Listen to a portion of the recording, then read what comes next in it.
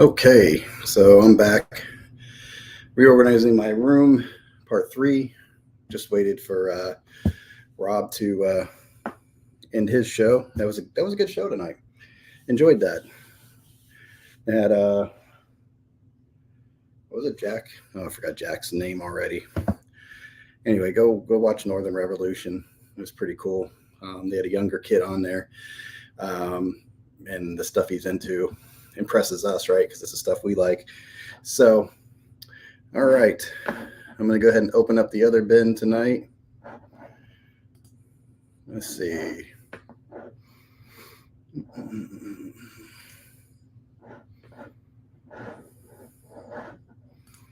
Home subs. Just getting set up here. All right. Here we go. Got one person in. Hello, whoever's there. So it's continuing off of last night. Last night, what did I get into? Some Ray Charles, I think I ended up with. No, I did the compilations and soundtracks. And I pulled out some. Let me put this in. I don't know if you can hear me okay.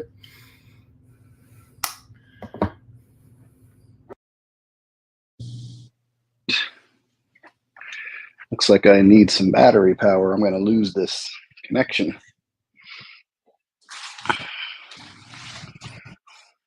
Just have stuff everywhere right now. Still working on this, getting this room organized, but I kind of know where everything is.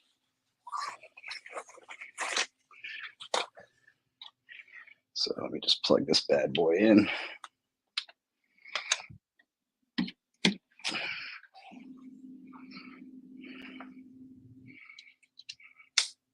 There we go, charging her up. Okay. Don't be afraid to say hello, whoever's out there. And so I did notice too, I don't know how this got out of order.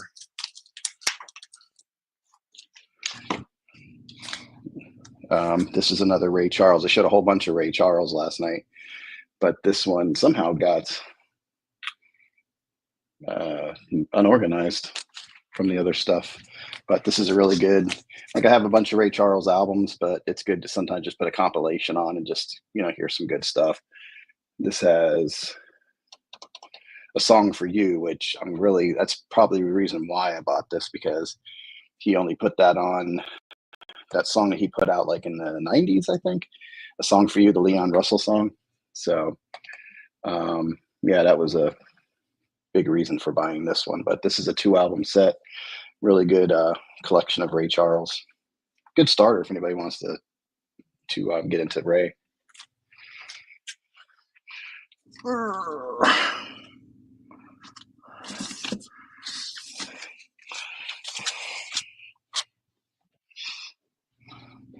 Okay, so it wasn't out of order. Looks like I ended the Ray Charles. So I guess I went through the soundtracks first and then Ray. So it is in the right order. So I did pretty good. All right, so 2 more box sets, and one of these might surprise whoever's watching, but the other one, not this one. This is Tom Petty and the Heartbreakers live at the Fillmore. Just a great box set, 6 albums. They did a really good job with this. A lot of cover songs, a lot of different versions of the songs we know by him and love and everything. So this is one of my prized possessions here, this bad boy. And sometimes I wonder if these box sets should be stored this way since they're in a box. I know there's pros and cons to that too, so I don't know.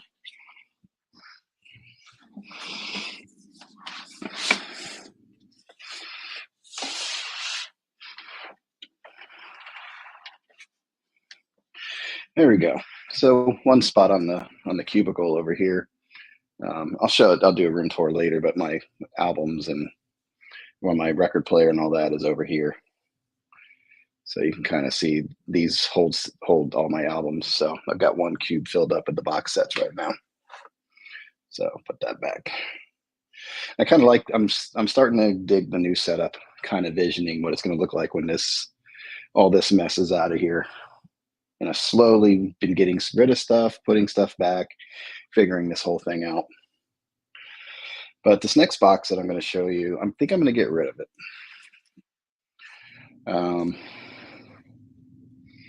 And it's this Prince one that came out. It's during the Purple Rain tour and all that. It's just not like really that well recorded. Um, I don't know. There's a 20-minute version of Purple Rain on here, but I'm thinking about like getting rid of this.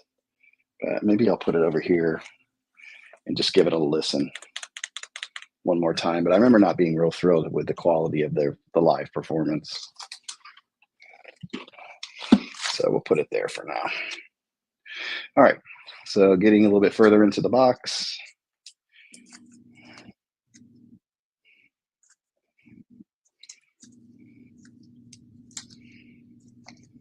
I guess this is going to be soul. Sort of a tragedy with this one. So you have Spinning by the Bastards of Soul, really good soul music. Lead singer passed away. Can't remember if he had a brain issue or cancer. No, something else. But the tragic story of the lead singer, but really good band. I don't remember how many albums they had out. Not very many. But you had This Bastards of Soul, and then Corners. Yeah, by them also. But really good band if you want some good modern soul. But it's a shame the story with that guy. Then I put this under soul, I guess. I've listened to it once since Record Store Day. But this is what the heck was her name? Olivia Dean, live at the Jazz Cafe. So this was a good one. It grew on me. I need to listen to it a little bit more. But I like her style. Kind of jazzy. I think she plays piano. Does some talking in there. So it's a smooth album to kind of put on if you're chilling out, kind of thing. So I will take my soul my really just expensive tabs for where my music are held and separates everything.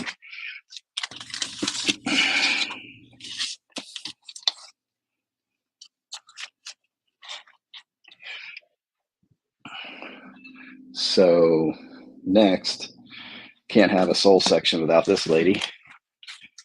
Let me see. I don't really, I have good stuff, but I don't know if I have everything. She's one of those artists. I like her early stuff and didn't like it when she kind of got into it more in the 70s and 80s and stuff, but definitely like her early stuff. And that's Aretha Franklin. This one, Running Out of Fools, really good album. Walk On By is on here. She had any big songs on here. Running Out of Fools is a really good song. Yeah, not big hits, but a really good solid album. And then this is really good. This was a Rhino, it was Atlantic Rhino reissue, her 1967 breakthrough album, Never Loved a Man the Way I Love You. And this has Respect on it. Yeah, Drowning My Own Tears, I Never Loved the Man the Way I Love You. Dr. Feelgood is on here. Do Right Woman, Do Right Man. And A Change Is Gonna Come. She does a really nice version of that. So this is a really good album. This is Lady Soul. And Chain of Fools is on here. You Make Me Feel Like a Natural Woman. Come Back Baby, the Ray Charles song. Yeah, so really just excellent. I think I need to get a new copy of this, but it'll hold for now. And then Aretha Now. And let's see. Say a Little Prayers on here. You Send Me, so another Sam Cooke song. But just solid for Aretha songs. And in this, Aretha Franklin, the Atlantic Singles Collection, 67 to 70. Boom, right. That, yeah. She even does Border Song on here, Holy Moses, Elton John. Pretty wild. And that's, yeah, if this goes to 70, that's, man, that I think that album came out in 70. Yeah, so it's got the the hits, and then it has a little more obscure, but just solid collection. So if you see this, this is a good Aretha collection to have. She had a good spell on the Atlantic years, just like Ray did.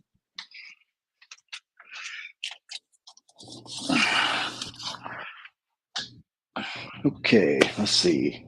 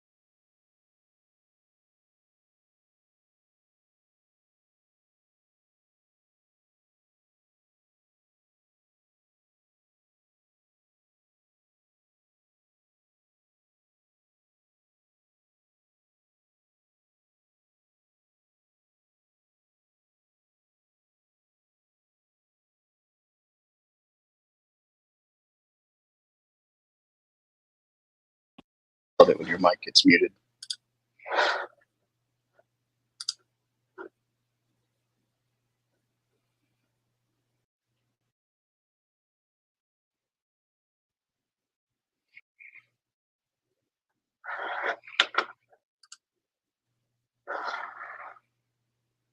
Wish they gave you like signals on here to show your mic and stuff like that.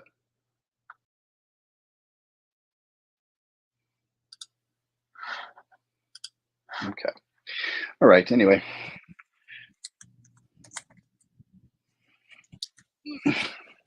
all right. Got Marvin Gaye. What's going on? I put that in the soul section.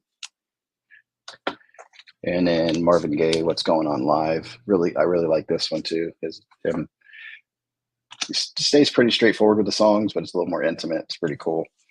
Al, excuse me, Al Green Greatest Hits. This was great because this got this at Target, and they had it marked down to like maybe $5 or something. I think it was even than that when I got this. So I was like, yeah, I'll take that. And then this is good. This is Jennifer Hudson doing those Aretha songs from Respect, and she does a really good job. I don't normally get these albums, but um, I like Jennifer Hudson. She's got a great voice. I love her story, so I kind of hold on to it just because I like her. So that's the main reason.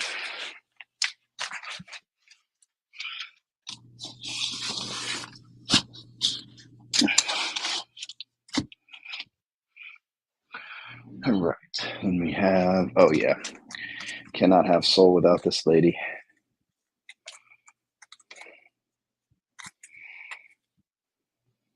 Hmm. Etta James. I mean, come on, At Last. Of course, that song, and I think also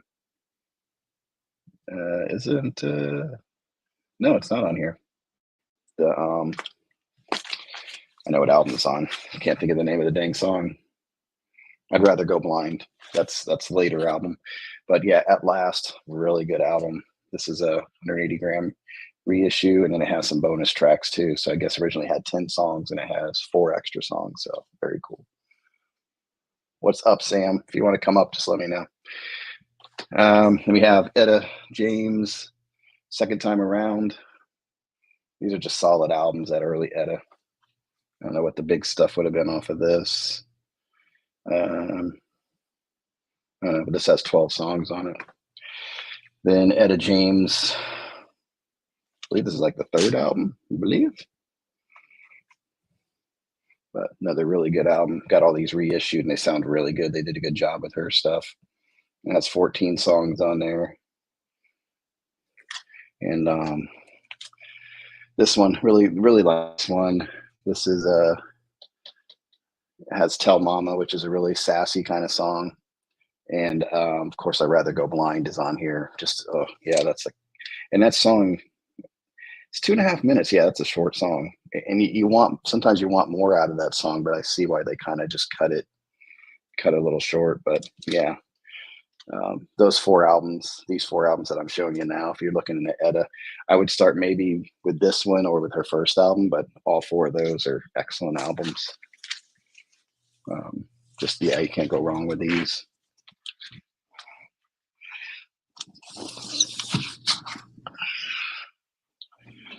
Then we have, I don't know why, I got to listen to this one again. I have him in soul. There's got to be a reason why I put him in soul. And Little Willie John was born in Camden, Arkansas. I'm talking about Little Willie John here.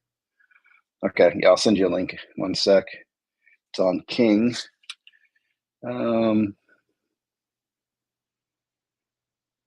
So performing, recording, Paul Williams. Here, let me put the link up here for you. Copy. Mr. Americana Sam. Sorry, I'm not in the Americana part of it yet. I don't know if I have Americana. It's all mixed in. Let's see. There you go. So Willie John, why did I put him in soul?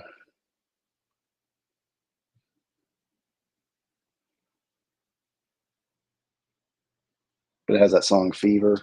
So anyway. Yeah, so Fever was a big one. Can't remember. He had some more hits than that. And then this is a really good one.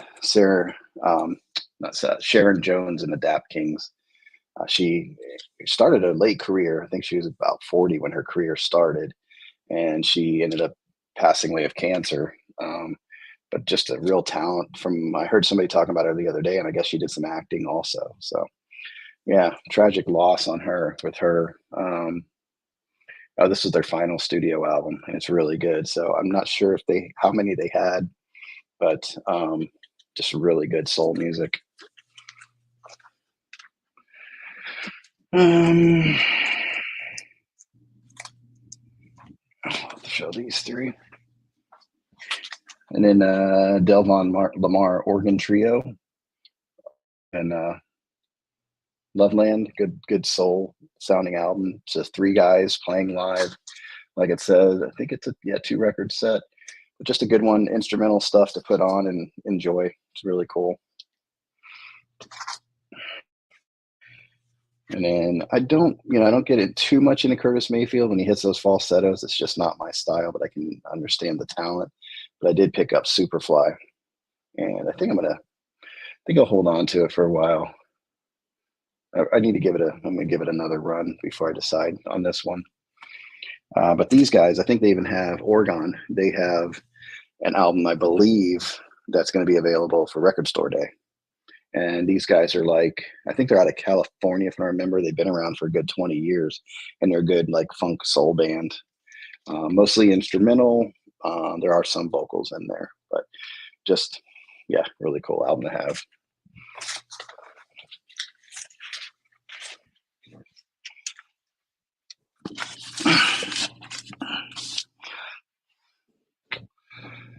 Let's see. Now, yeah, of course, you can't have a soul section without this guy.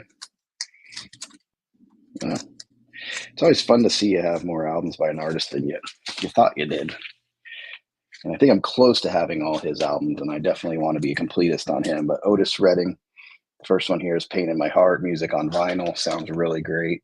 Yeah, Pain in My Heart does a cover of Stand By Me on here. These Arms of Mine. Yeah, so just solid album. And then the great Otis Redding sings soul ballads. Really good. And it's good to see, I got a lot of these Otis, believe it or not, from Barnes and Noble. They do a good job of stocking up Otis, or they used to. I don't know if they do so much. That's How Strong My Love Is. Mr. Pitiful's on there. I mean, I'm just trying to remember what. Okay, yeah, take your time, Sam. I'm just kind of naming the ones that are probably more familiar, but just solid albums. It's like listening to a Ray Charles album. There's not a dud on there. Otis Redding sings soul, and has Old Man Trouble. Respect is on here. He covers Change. That's right. He does cover Change Gonna Come by Sam Cooke. So you have Aretha version and a Otis Redding version. Does a version of the Stones Satisfaction. Yeah, just a good album. Complete and Unbelievable, the Otis Redding Dictionary of Soul. Very good. Fa Fa Fa. I love that song, the Fa Fa Fa song, sad song. Does a cover of Day Tripper. But yeah, solid. Dock of the Bay. So I believe that was it, right? I think this is actually a posthumous album also, but really good. Yeah. I remember Dock of the Bay, and I never knew it was like Otis. I never knew anything about him, but I always liked that song as a kid, especially the whistling part and everything. And then to come find out later, like all the great music he had, Dock of the Bay, to me was so different than his early soul stuff. So I wondered where he was going to go with his music, if he hadn't passed. So this one, yeah, I believe this was a compilation. But it's called and it's cool because it looks like it has a record ring on it. They put that on there. The Deepest Soul of Otis Redding, Lonely and Blue. And just kind of like, I believe it's mostly like sort of like sad songs, his love songs, things like that. And then this is another compilation just to put on, have most of his stuff, but the best of Otis Redding, 16 tracks, King of Soul. And it has those songs that you would you kind of hear of him. But yeah, I like going through this. I want to put everyone. See, now you want to keep the albums. It's like, man, I wish I could put them on right now, but everybody's asleep and I'm doing this. But yeah, albums you get excited about. That's why I'm kind of wondering if I should keep that Shaft. I might have to pull. I think Shaft has to go.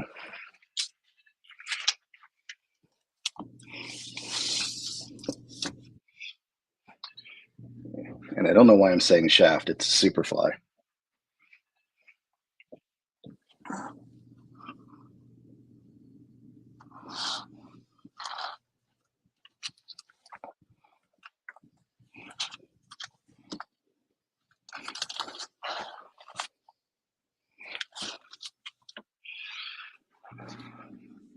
So I've started a pile over here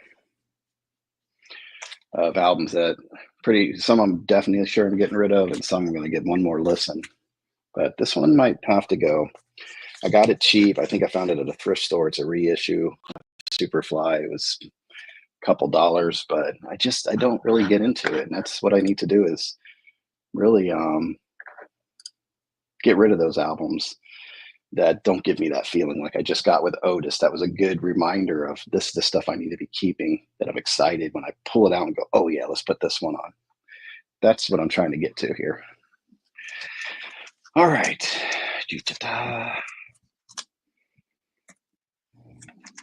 Yeah, these are good ones. Like this one I'd love to put on right now, Percy Sledge. When a Man Loves a Woman. That's How Strong My Love Is. You Really Got a Hold on Me. Those are just some of the, even does Love Me Tender on here. But you don't hear much about Percy, but good singer, good soul. And then this is a good one, Atlantic. I believe this has got to be a reissue. Dusty Springfield's first recording with the Memphis Sound, Dusty in Memphis. Just, yeah, really good, solid album. And then this one here, Wishing and Hoping. And I think Dusty got a little more. I have to give this one a listen. Wishing and Hoping, Stay Well, You Don't Own Me. No, because I think she gets a little, I don't know, like, I don't know how to describe it, but not as soulful in some of her music, more standard almost, but like 60s standard. I don't know how to describe it. Oh, here comes Sam. But I remember this one being a good one. There we go. Hey, John. What is up? Sorry about that. That's cool. It was slow, and then I had to check a couple messages, and so now I'm here. Yeah. No, I appreciate coming up. Keep me company while I unpack from the hurricane. Yeah, doing my thing. and I'm glad that, you have things to unpack, you know? Yeah, there's we've come across some people, and we've kind of done some things in the community to kind of help a little bit, that have nothing. I mean, some people are still, their homes are, they live in apartments and the first floor is underwater. Yeah. So, and it wasn't even in a, it was because of the rain. It was really weird. It wasn't like it was in a low elevation kind of thing. It's just Mhm. somehow the rain, it rained the whole day before the hurricane. Yeah. And it just, yeah. So they're camped out like almost in the parking lot or just beyond the parking lot of their Yeah. apartment complex. So yeah, you feel, you feel kind of guilty, you know, when that happens. So it's, Yeah. can't win a little bit, but I think just by getting out and helping a little bit, it makes you, I want to say feel better, I don't, but it Yeah. does. No, I know what you mean. No, Yeah. I know, like, what they were saying about, like, because I mean, obviously, I knew a lot of people in North Carolina that got hit, by Mhm. Helene, and one of the things that they try to tell people was, like, not to have, like, a guilt complex, essentially, like, not to make your problem think that it's less than somebody else's, because 'cause you're all going Right. through it at your own, like, somebody might have just, lost their basement of all their stuff, somebody else might have lost their house. It doesn't mean that you're, not right to be guilty. I mean, you can be guilty. Like, you can feel like sad for your stuff, but also feel sad for others, even if theirs looks worse on the outside. You're dealing with your own stuff too. Yeah, and they were saying there's this like process you go through too, because we've been like on edge for 2 solid weeks because we had the one, the North Carolina one, Hmm. and then this one. It's like we didn't even get a chance to relax. Yeah. So I think we're all talking to my neighbors, and we're all kind of like, "Do you still feel on edge?" Or like, "Yeah." So we're Yeah. like trying to relax a little bit. So this does help. This kind of going through this, and Yeah. yeah, I'm kind of cleaning out my collection a little bit too, which, believe it or not, actually makes me feel a little bit better because Mm. I'm kind of getting those duds out of there. Yeah. There are some duds in here, Yeah. because I haven't cleaned it since I first started collecting about vinyl about 6 years ago, 7 years ago. Yeah. But Yeah, I know Alex right now from Beer and Vinyl. He's going through a bunch of records that he got kind of like a bulk price from a record store. That mhm, essentially it was essentially the stuff that the record store was like, we need more stuff in here. This stuff, it might be good, it might be trash, but we're gonna sell it dirt cheap, $30 a box, whatever it is, for like 50, 100 records. And you kind oh of just go wow, into it blind. So he's going through some of that right now. And actually, I'm getting my place ready. He's gonna be staying with me for a couple days here. oh that's Coming, cool. yeah. So he'll be Sunday night through Tuesday afternoon sometime. You Um, guys gonna do a live stream? You guys are funny when you go on live whenever you yeah, get together. yeah. I've stocked the fridge with some goodies, and yeah, I think he's gonna be here around 8 Sunday night because he has something for work earlier in the day, and then he's coming here, and I'm traveling from somewhere else. I'll be gone that morning, about an hour and a half away, and so we're gonna kind of be coming from two different busy days. But yeah, hopefully, yeah, we've got like a couple of spots already that he like loves to go and eat, like a Mhm. couple of local restaurants that I've taken him to, and yeah, I've just went to the store today, got all my stuff ready, so he's good to go for a couple of days here. Yeah, that's cool. Oh, so you're gonna be away and he's just gonna kinda crash. So that's No, no, cool, no. right? So No? Sunday, so we'll be Okay. meeting at my place Sunday night after we've both done like busy days, and then like we're Oh, essentially, after. Okay. yeah, we both work remote, so we'll both just kind of like be working from my apartment, and just Gotcha. hanging out, watching TV, whatever. Yeah, that's cool. Yeah, Yeah, okay. Um, so here's another one. I'm kinda going through my soul stuff right now. yeah. This one I found last year. This is really good soul album. I think she only did 1 or 2 albums, Ella Washington, and she, became a preacher, and I think she left the music, and, but I just saw this pop up one time when I was going through, like, new releases, and something about the picture, I don't know why, it just kinda caught me, and I thought it was a Mhm. more modern, but this is from the '60s, and Oh, it really? I felt thought it more looked modern modern to to me me. too. It looked modern. Yeah, but then if you look at the back, then it looks like typical, like, kind of like a Yeah, '60s, yeah. but really, really good soul album. I'm glad I kinda just stumbled upon it. It was kinda neat. Just blind buy. Yeah. Yeah, well, I mean, I streamed it, gave it a listen, and then I'm Mhm. like, "Oh." I need to check that out. I was in Atlanta last weekend, and I'm debating because I only have one tiny record store here where I am, so like Mhm. I don't really get to go and do record hunting unless I'm in one of the bigger cities. But I was in Atlanta, I saw ELO over the weekend, and um, Oh yeah, how was that? I know did you put a full video out on that? yeah, I put up a review. Okay, I got to Um, catch up. Yeah, yeah, it was so good. Yeah, sonically and everything. Was it yeah, it just was because we were sitting in the second to first row on the balcony, but straight ahead. So okay? like we were looking, I mean, we were back, but we had like the spaceship right in front of us, like we could see everything. And so like we were Cool. directly in line with Jeff, and I mean he was on it just all night. Yeah. Voice still there? Oh yeah. Yeah. Yeah. It's like he's 76. And if you watch him, I mean, you can tell you're like, okay, he's 76. Like, because he's playing rhythm. Um, but like, I mean, he's not like shredding it, like he's not Pete Townsend, guitar, but Right. just when his mouth opens up and that voice comes out. I mean, there were the first couple of songs. I mean, he was trying to, he was figuring it out. The first song was from the very last album he put out in 2018, and then he Hmm. went right into Evil Woman. Oh, And then after that, it was like, yeah, there he is.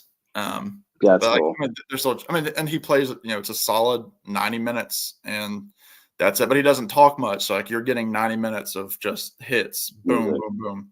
So I mean, he's still That's packing cool. 20 songs. Yeah, that's definitely a band. Like I grew up on the hits. He always had that distinct voice. You knew who it was. But I've never really done a deep dive into them, and I really need to. I don't know Yeah, why I go to do it, then I forget. But it's like I yeah. really need to pay attention. Especially what was it? El Dorado was supposed to be a big one. El Is it El Dorado's Dorado? big. Yeah. I mean, I've got because I bought a couple when I was down there. Um, and I mean the big one. I mean, this is the big one. Is Out of the Blue. Yeah. Um, Okay. that's got Turn to Stone, Mr. Blue Sky is on here. Um, Sweet Talking Woman, Wild West Hero, um, Stepping Out. I mean, this is just a really good. It's a double record. Hmm. And then I got this is a big one, Discovery. This was kind of like considered like their disco album, so it was kind of Okay. panned a little bit. But I mean, this also has "Don't Bring Me Down" on it. I mean, that's what it closes with. It's Uh, such a weird cover for them, almost, right? That looks almost like a Moody Blues cover to me. it's very proggy looking. And then on the back, I mean, I told this. Yeah.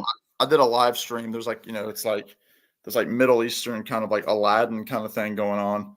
But the guy on the back of this cover, who's posing for this part, is actually Brad Garrett, the actor from Everybody Loves Raymond. Yeah. That's him? That's Brad Garrett. Yeah, and he's like in his Oh. mid-20s.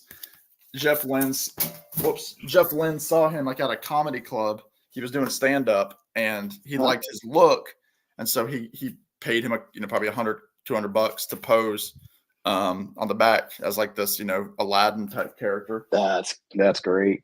Yeah, I saw him with we saw Ray Romano a couple times over here. Oh, really? Um, but man, Brad Garrett, and I don't mind foul language, but what a filthy mouth he had. Holy God. He I wasn't love even it. funny. He was like a comedian that needed to curse to cover up for not having good material. Yeah, Because yeah, we saw Ray Romano and then we saw Seinfeld. Maybe one curse word between them, yeah. I've seen Seinfeld. but it was great comedy. It's Yeah. just so it's a little disappointed in him. But the guy that played Gianni on Everybody Loves Raymond, Uh huh. he was funny. He was Okay. really, yeah, he did a good job. Interesting. So, yeah. Um, but no, I mean it was a great time. But yeah, I mean going to those record stores. And this is the other one I got was New World Record. This is my favorite. This has Telephone Line on it. This has Tightrope. Living Thing is on here. Um, Where's speaking Rob? of tight, no, this Don't has explain that. Better than loose. Let me tell you. How many albums do they have? ELO like total? Is it a big? Seems maybe like there's not that much. 10, maybe Okay. like in their original formation. they had records because the first two records are more proggy because it was kind of a joint effort between Jeff Lynne and Roy Wood, who was in Wizard, which were a little bit more proggy. And Jeff obviously was coming from The Move, which were more, more like what ELO would become. And then Roy Wood left really after the first record because he wanted to keep doing more proggy stuff. So he ended up doing Wizard, and Lynn kind of took the helm. And then they broke up. ELO broke up like in 82-ish. And then Jeff Lynne, he had two solo records. He obviously did the Wilburys, all the production and everything for everybody. And then in 2014, he kind of revived the ELO name. Like he won rights back from the name. So that's why it's called Jeff Lynne's ELO.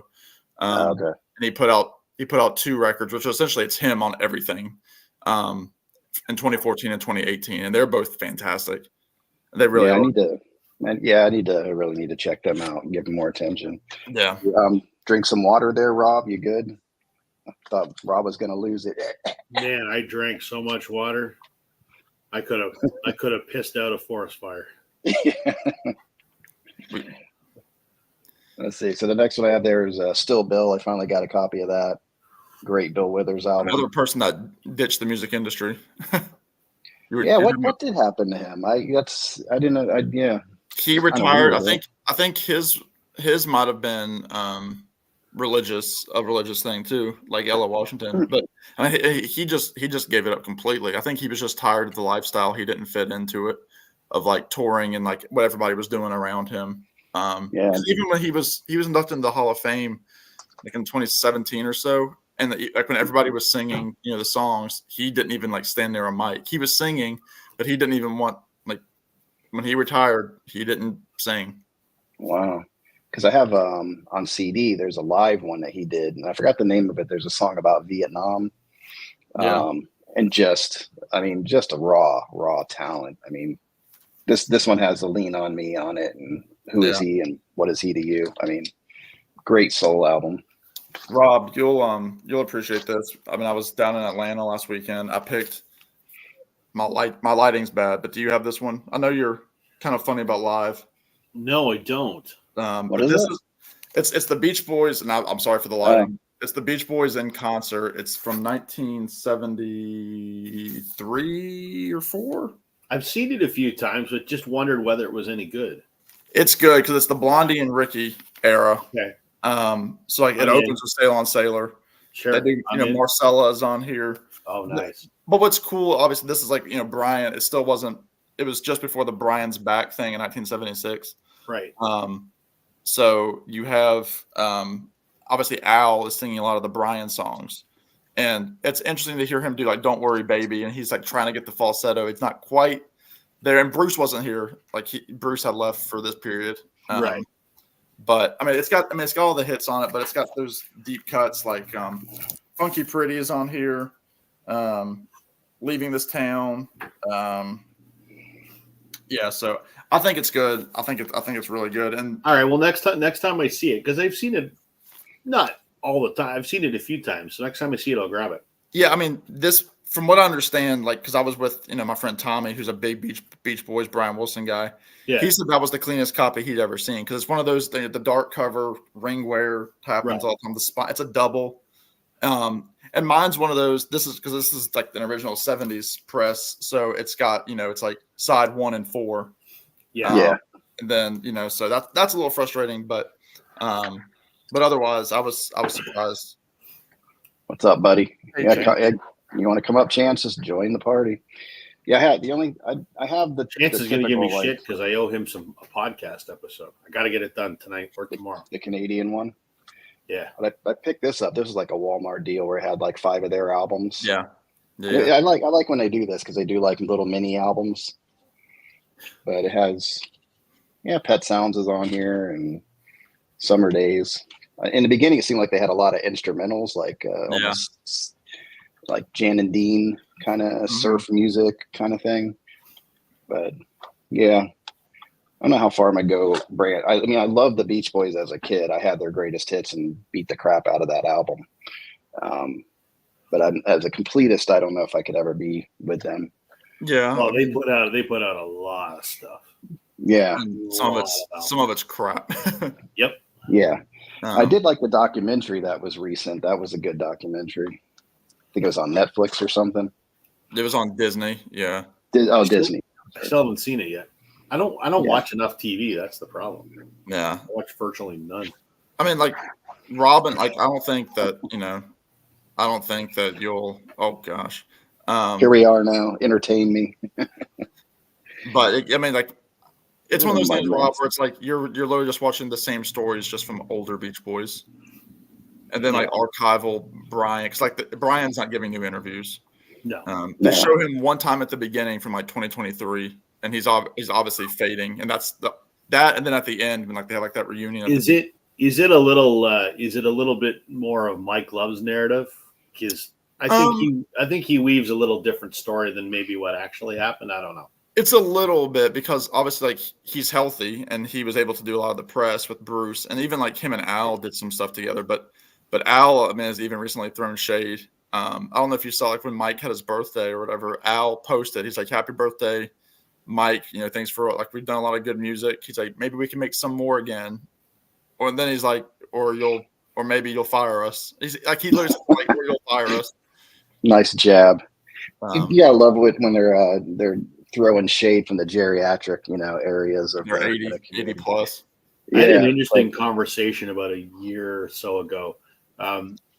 Mike Love's band for the longest time, I don't think he's with them anymore, but for about almost 20 years, John Cowsill was the drummer. Mm-hmm. And I know John's nephew, Del, who was Billy Cowsill's son. He lives up here, and I've known him for years. And I was talking to him one day about the Beach Boys and his uncle, because he's in contact with his uncle a lot. His uncle came up to visit him a month or so ago, and he's married to Vicky Peterson from the Bengals, and they came up to see him. But anyway, so I said, "What's the deal?" I said, "Does your uncle tell you the stories?" He goes, "Oh yeah." I go, as an outsider's perspective, I think Mike Love's an asshole. But is that really the way it is? Or is it, do Brian and him really hate each other? Like, what's the skinny? And he goes, "Well, as far as I know," he goes, "they're actually on pretty good terms. But apparently it's the wives that were kind of both money hungry, whatever." Yeah. And so Brian's wife was kind of pulling him one way, and Mike's wife was kind of pulling him the other way. And that kind of muddied things up, and each were vying for their husband's financial interests. And that's where things got a little bit, whatever. So has it changed in the last, who knows, but that's kind of the story I heard. It was an interesting conversation anyway. So. I'm sure. Yeah. Larry Graves, he's been doing he's on a big Beach Boys dive right now. And he showed some of this live stuff with Stamos. And Stamos, my God, he goes up there and acts like he's the band. He did everything to get attention towards himself. I've seen Mike Love's band with Stamos. Yeah. It was interesting. Yeah. First of all, Stamos is a handsome fella. Yeah. Yeah. I mean, I don't play for that team, but he's a good looking man. He's like a novelty. He's kind of like a novelty act, right? It's like, ooh, there's Mr. John Stamos playing. Is he a good musician? No. But I think Mike Love kind of likes the added, publicity or whatever. Celebrity or yeah. I mean, the show that I saw with Stamos, it was. I don't like Mike Love, but the show was fun. It was fun. That was me too. When I saw him over the summer. Stamos getting on playing drums, coming up and playing his guitar and whatever. It was fun. Was it bad? Nope. Was it good? Nope. But it was fun. Yeah. Not nearly the constant experience at seeing Brian and Al and Blondie. That was as Sam saw, amazing. But to Mike Love's credit, is he a fucking asshole? Probably. But he's the one out there still playing the songs after 50 years, and he still gets people to listen to them. So and maybe a lot of things. His voice isn't completely trashed, No. I mean, all he does is stand there with his stupid Hawaiian shirt and point. and a few too many buttons unbuttoned. Like he gives me the creeps, Yeah. but he's out there keeping the music alive. So hats off to him. Yeah. But Jesse and the Yeah, where are Rippers, those? There you go. a lot of the Rippers were Beach Boy touring members. Yep. Yeah, the one. What was the guitarist that came in a little bit later? I think he was a family member too. I remember seeing him on Full House or whatever one time. Probin Gregory was one. Yeah, he Okay. played with Brian for years. It's funny when you read the Wikipedia article for the list of the Beach Boys and band members. It's like, Yeah, I didn't realize that. Well, I didn't even realize Yes. that's why I liked the documentary because I didn't realize Brian Wilson even because he just couldn't stand being on the stage. That he wasn't even touring. He was kind of like back just recording. if So he'd that been touring, Pet Sounds wouldn't have happened. I don't think. doesn't seem like it. Not the way it happened. Or Good yeah. Vibrations. Right. Yeah. Yeah. Yeah. And what a great, yeah. I mean, that song is always fresh. I remember even as a young kid hearing that.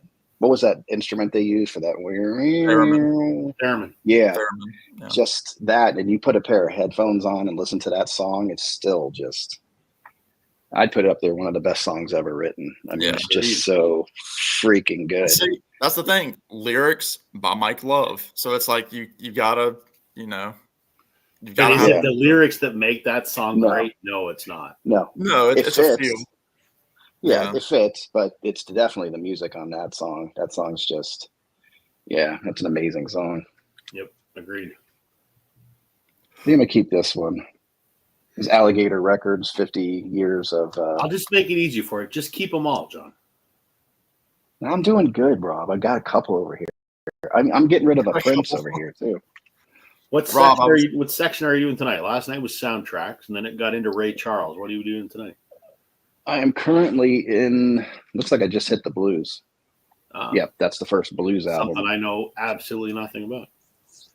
Yeah, you're hitting on the wrong. Well, good thing you weren't here for night one, definitely, because like I told you, it was all jazz. So that's not. Yeah. Well, once Bob Dylan night rolls around, I won't be okay. I have that record. Yeah, I mean, this is the Beano album. Too. This is, love this freaking album. Yep. Did you try the Dylan yet, Rob? Or you? I haven't yet. I have it written down. I'm getting to it. This week's been stupid busy. Yeah. Sam, what do you think? I was trying to think of a good, because it's usually Dylan's voice that Rob can't do. So right. I thought about it after. I said, Rob, I never asked for favors, but give Oh Mercy a listen from beginning to end, because I think his voice, right? But what do you think about Blood on the Tracks? Well, that's my favorite Dylan record. And right, that's the voice, right? Yeah. I mean, I'm trying to think of one he can get through where he might go, this is not so bad, like vocal wise. Blood on the Tracks is always the place for people that don't like Dylan to start. Okay. Glenn would often say Infidels. I don't necessarily. Infidels is my second favorite, but that's 80s Bob. That's like you're getting into Wilburys Bob, and I know Rob's heard the Wilburys stuff. Love Wilburys Bob. Don't get me wrong. Okay, so if you love Wilburys Bob, so you might like Infidels then, because that's like that was the first album after his gospel period, which his voice was like his touring voice was so good on those gospel tours. But Infidels has Sweetheart Like You on. It's got Joker Man on it. I love that record. I love the Wilburys as much as you do. Like they're huge. And that's why, you're right. That's why seeing Jeff Lynne, I was like, melting. I'm like, take me now. Like I can. Right? Yeah. Do you know the group? I'd like to see if he gets into those. Do you know the group Rooney, Rob? I know the name. I know nothing about them. They were the openers. They were big like early 2000s. The lead guy, his brother is Jason Schwartzman, the actor. Okay. Yeah. So it's kind of crunchier power pop. But there was one song that was very much ELO like, and he actually said that he met Jeff a few years back, and that was like the song that he played for him. Cool. So I thought they were pretty good. I mean, obviously you're opening for Jeff Lynne, so you're like, oh, bring on Jeff Lynne, but very cool. I was telling on my live stream tonight, and John saw it. I had an amazing concert experience on Saturday. I met Tom Cochran. I saw the photo. Yeah. Life is a Highway. You probably know that song. And he was with Red Rider. One of the greatest musical experiences of my life. I mean, he's an absolute massive legend up here, right? Yeah. I mean, you've got like your Gordon Lightfoot and Neil Young and Joni Mitchell, that generation. But of the next generation, he is of that stature. Okay. So, big deal. That's cool. When did he come in? Like 70s, 80s? Early to mid 70s. He had a solo album that no one had heard, and still to this day, no one has heard. It's out there. And then he joined Red Rider, and then they eventually became Tom Cochran and Red Rider, and then he did some solo stuff, and now he alternates between solo stuff and stuff with Red Rider, and it's all amazing. But the concert was great because it was just him and his guitar player, all acoustic. That's cool. And it was songs and stories. So he'd tell it's kind of like what Mellencamp's doing, right? He'd tell like a 5-minute story, and then he'll play the song. Yeah. Yeah. It was so good. I heard all the hits, which is great, and some deep cuts. But then I had a meet and greet ticket. And there was only 3 of us with meet and greet tickets. So we go backstage, and there's 3 of us. We spent 45 minutes with the guy, and he was the sweetest, nicest man. I've just an absolutely enjoyable experience. Yeah. Humble dude. I have a video on my phone of my son playing his song on a ukulele and not playing it, just like strumming, making noise. Life is a highway. And I showed it to him, and he was so moved by it. He just loved it. And he said to his assistant, he goes, "Go get me a picture." So she went and got a headshot of him from somewhere. Yeah. And he goes, "What's your son's name?" And I said, "It's Parker." So he signs the picture. "Parker, life is a highway. Your friend, Tom Cochran." Oh, it's fun. And I'm like, that's awesome. Please give this to your son. I'm like, not only have you made my day, you've made his day. Like, this is because I said to Tom, I said, I told my son, who's 8, that I'm going to see Tom Cochran. And he goes, "Life is a highway." And so he knows who you are, and he was pretty excited. And I said, I told my son I was going to show you this video. He goes, "Well, please give him this." And I said, that's the coolest thing ever. So what's the first thing you said to him when obviously like when you meet your heroes and you feel like an idiot sometimes, you're like, Well, I sort of did, right? I just said to him, I said, shook his hand, and I said, "We have my baby." And I said, "His name's Rob. I love you." I said, I got to sound like one of these stupid fanboys. I said, but you have been, one of my musical heroes, and one of the reasons that I play a Telecaster. And, I said, I've been a fan since I was a kid and have never seen you in concert, and I've always wanted to, never thought that I would get to meet you. And I said, without sounding cliche or whatever, I said, it is an honor. He goes, "The honor's mine." He goes, "You've listened to my music for all these years." He goes, "I'm honored."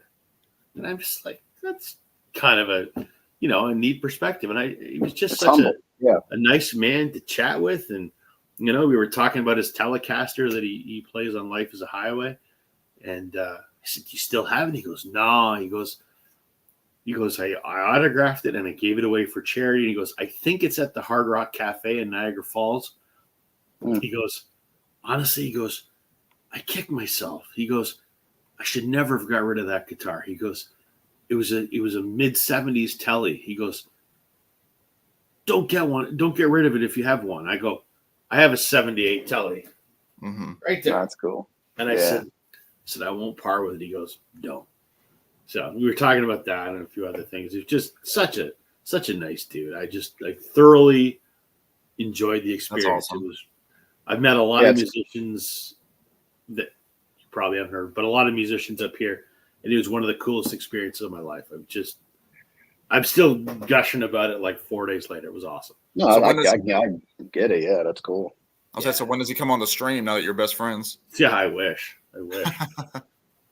Yeah, he'll be at the other, because you told a story about the other guy, so he'll be visiting the other guy. You're probably like, shit, that man. So cool. So I was saying on our stream, there's 3 of us backstage. Tom's done a lot of like charity stuff for Africa and whatever, and that's a cause near and dear to his heart. He told a whole story about it at the show. There was one of the other two guys at the meet and greet, excuse me. And he was telling Tom that he used to be a relief worker in like Rwanda or Zimbabwe or wherever the hell it was in Africa. And Tom was pretty moved by that, and they talked for quite a while. And as the guy was leaving, his wife was at the door because she didn't have a meet and greet ticket. And she just stuck her head in and said, Tom, you don't understand what you've now done for my husband. And Tom's like, come on in. I want to talk to you for a minute. So she came in and they talked for a minute, and she just goes, my husband you're like his hero, and you've just done something incredible for him. And he said, I feel like I'm a kindred spirit with your husband, because of his relief work and what I've done and all that kind of stuff. Wow. And she says, well, we live in Montreal, and if you're ever in Montreal, we got to get together. And he goes, absolutely. And the guy was holding a record that was in a cardboard record mailer. And Tom says, give me your record mailer for a second. Tom writes down his phone number and his email address. And the guy goes, what are you doing? He goes, it's my phone number. Text me anytime. He goes, let's get together. And the guy actually cried, because he was that moved. And I go, oh my word. Sure. Incredible. Yeah. That's incredible. Does he close the show with Life is a Highway? No, he does that's the last song before the encore. And then in the encore, he does White Hot, and he does Boy Inside the Man. Okay. Yeah, I don't know. I mean, Life is a Highway played, at least here in my part of the States, like crazy. That was his huge hit. And the other big hit in the States was Lunatic Fringe. But those were the two big ones. Yeah, I've never heard that one. I don't think I've heard that one. If you heard it, you'd know. I would know it. Oh, yeah. Yeah, okay. Yeah, it was from the mid-'70s. Okay. But it was billed as Red Rider. It wasn't Tom Cochrane. But oh, maybe that's why. Okay. Yeah. It's from a really awesome album called As Far as Siam, which has like the worst album artwork and everything. So. Oh, there's Nick. Wow, I haven't seen Nick in a while. Hey, there's Nick. How you doing, Nick? Good to see you. So it sounds like you both had pretty awesome concert experiences this weekend, Sam. Yeah. Yeah. I mean, I was telling John, and you've heard it if you've followed anybody else talking about this show, just reading any of the reviews. I mean, sound was perfect. The lasers were awesome. I mean, he sounded pretty much the same as he always has. Again, it was really when he broke into Do Ya, that's when I was like, ooh. Well, the video clips you posted on Facebook, man, that was one hell of a show. Man, if you're one of these people that gets cedars and shit, that's not the place for you. It was insane. No. It was so good. I mean, yeah, good. And I talked to my aunts and uncles, that saw them in the early '80s. They saw them here in town. They were doing a double tour with Hall & Oates. Can you imagine that? No, not really. You figure early '80s. ELO they were kind of on the downward slope. Hall & Oates were doing this. And so it was one of those where they were flipping who was headlining. And then I think they said that, one of my friends who knows ELO history, he's like, I think what happened is they would switch on and off, and then eventually Hall & Oates became the headliner. After just even in the year that they toured. Crazy. Yeah. Yeah, that's wild. All right. I'm keeping this one, Canned Heat, vintage. I don't know if you're familiar with that one, but that's a good bluesy album. And this bad boy, Ice Picking Albert Collins. Freaking love that amp. Look at that thing, an Ice Cube. Love that Telecaster. Oh, yeah. Yeah, he's got that bright kind of sound all the way through there. So I think that's the only Albert Collins that I have, but yeah, that's a good album. I think there might be a record store day thing they're doing with that one. Speaking of, they're doing something with that. Speaking of that, Rob, I'll ask you this because my dad, just out of the blue, gifted me a record. Hey Emma. Hey Emma. My dad gifted me a Ron Sexsmith record. Oh, you'll like it. Long Player Late Bloomer? Yeah. Just reissued on Record Store Day. Well, it was not just 10 years ago, but my dad found it. He just blind streamed it. Right up your alley, man. Is it? Right up your alley. Oh, yeah. Yeah, I've got it sitting over here. I haven't even opened it yet, but He's kind of considered up here as the songwriter's songwriter. Yeah. Well, he's such a really shy and humble guy. Yeah. But that's right up your alley, man. You'll love it. Okay. Cool. I'm Who was it again? I didn't hear Sexsmith. who you said. Ron Sexsmith. Yeah, Ron Sexsmith. Okay, I don't think I've heard of him. He's kind of like this generation's Leonard Cohen. Maybe a way to put it. Okay. Okay, yeah. I could dig that. Yeah, man, that's a great record. Probably his best. Yeah. I don't even have it, but it's a great record. Yeah, this is 2011. Like I said, Record Store Day. Yep. Yeah, I mean, it's got pretty sure. Mojo magazine's giving 4 stars, The Guardian, all that stuff. It's just a great singer-songwriter. You know, mellow's not the word, but it's not like it's not up tempo, but it's singer-songwriter kind of stuff. But it's so good. Okay, I'll spin it tomorrow while I'm working. I'll have to check. Yeah, let me know what you think after you spin it. I think that's right up your alley. Okay. What era is that? What year was that album? That'll be like mid 2000s, I think. Yeah, I think 2011. Okay. More current. Okay. That's the date on this anyway. This must be. I think this is a more recent reissue because this is like green vinyl apparently. Okay. So you have to check that out. He's been making albums for like 20 years. I just looked. He's 60. He's 60 years old.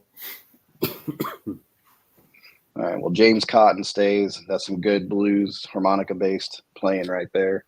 I like Polyester better. This is great. I mean, if you want a good sounding blues album, and I got this music on vinyl.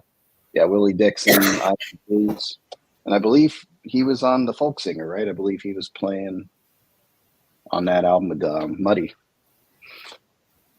The box set that I've had 3 copies of, playing like this. So I have one more to open. I still haven't done that. I've had that thing for almost 2 years. I'm afraid to open the damn thing. Hoping it'll be the one that's not warped and crazy. So what you're saying right now is it's Schrodinger's record. Yeah. Yeah. That's a good joke that no one's going to get. Willie Dixon, Catalyst. This is a good one too. I think that was a Record Store Day. Yeah, Willie's. Yeah, I'm digging him. Got some blues fans in here. I'm on the wrong night, man, because I know squat about blues. Well, we just talk, and I just kind of in between go, "Hey, here's a blues album," and you can yawn. I think I own like 6 blues records. Yeah. Rob, I'm getting ready for a big visitor this weekend. Who's that? Yeah, Mr. Beer and Vinyl. I was talking with him earlier. I was trying to coax him on to my live stream tonight, and he's like, "If I make it home in time, I'll get on." But he didn't. Yeah, he's getting here like 8:00 Sunday night. That's cool.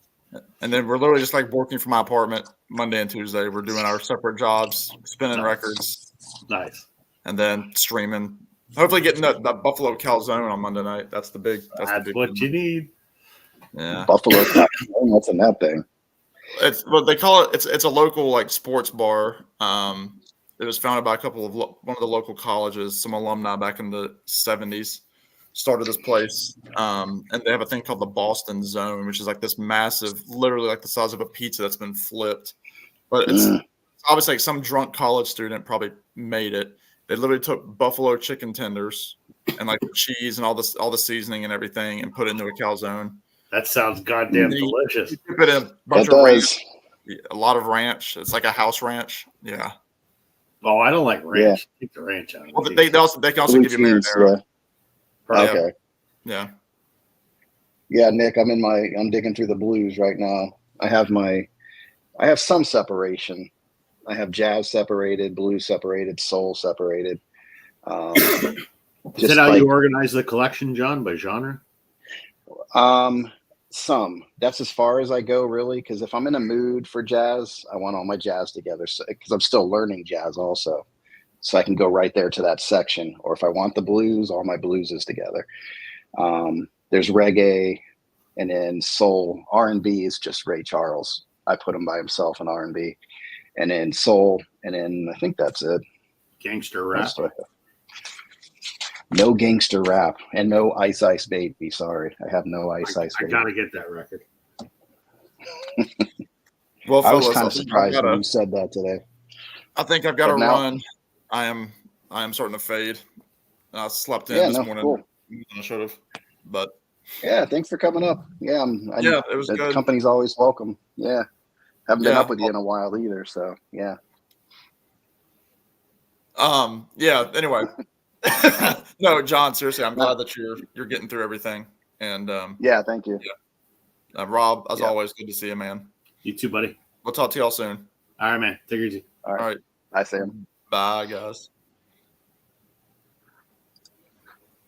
Like, yeah, I separate, but then after that, I don't separate very much. Like I even have like some people put Stevie Wonder and sometimes an R&B soul. I look at him kind of more of a pop artist. That's why I can't do genres, because what about artists that sort of cross multiple genres? I can't do it. Yeah, I don't get crazy. Because when you get in rock and pop, like Clapton, what would you do? We're going to put Clapton over everything? You know, Right. He's done so many different things, so I wouldn't do it that way. I did take out like I think I did like his tribute to Robert Johnson, pure blues albums, and I did put that with the blues. Fair enough. But other than that, I try not to get, because then you're chasing craziness after a while. Yeah. But if it's going to give me a certain, mine's strictly alphabetical, and then within each artist, it's chronological. The only difference, the only artist that is separate from that is it starts with the Beatles, and then there's alphabetical everybody else after that, and works for me. I mean, I don't have 12,000 records, so if I want to listen to the blues, I know where my 5 blues records are, so it's not a big deal. But yeah. Nick's mentioning the Slash Orgy of the Damned. It's very bluesy, and it's weird because the front cover does not look like a blues album. It's very misleading, the front cover of that. And I'm not sure what to think of that album. I gave it a listen, and I'm kind of like back and forth on it. But it's definitely Slash taking his stab at blues music. Pretty cool. But so yeah, Dr. Ross, I'm going to keep. He's a harmonica player. I just don't like this album cover. It's a compilation, but it's like, okay, could you guys try it a little bit harder than this? It's not like, I don't know. It's not weird the best for blues. No, for blues music. And then this guy came across Robert Finley, Sharecropper's Son, really good blues album. That looks like that more sounds of a blues like album. a blues album. Sharecropper's Son. Yeah. Absolutely. Yeah, he's I hadn't heard of him before, but when you find him kind of cheap, you just give him a shot, and that was a good one. And got some Buddy Guy. That's one of Clapton's heroes right there. Because you mentioned like Unplugged tonight, and it's funny because you're like, that was the first. Was that kind of like your first Clapton that got on your radar? Oh yeah. It's actually the first album I bought with my own money. Period. Yeah. So it's just it's interesting to hear. So you didn't really get what was going on with Layla at the time, right? Like, no. Yeah. I mean, I'd heard tons of Clapton because my dad was a big Clapton fan and had a lot of Clapton. Mm-hmm. I'd heard it all, but I wasn't. It would just kind of go in one ear and out the other, right? It was all my dad's music was kind of up to that point was just kind of background noise because I didn't really give a shit. Like, it's music, who gives a shit? Right. But then as I started to get into it, then it started to matter. But yeah, I had seen it on TV and I really enjoyed it. So I'm like, well, I'm going to buy that. And now I have quite a few Clapton records. So, and it's kind of cool. I wonder if your son is starting to get the taste. Like, if he's excited about a song, hopefully I hope so. I mean, there's a few songs and, my wife and I are always playing him music and, he's got a little playlist on his he's got this little music player that also like has ebooks and stuff on it as well, and so we put a little playlist on there that's a little mix of a whole bunch of stuff that I like and she likes, hopefully that will impart some musical taste in him, but he likes the Beatles and That's Tom cool. Cochran, and he loves Taylor and some other stuff. My wife's really pushing the 80s on him, which I got no problem with. So Yeah, we'll see. 80s had so much good music in the 80s. It was an interesting time to grow up in. Oh yeah, I was so impressed man. with young Jack tonight, who was all about.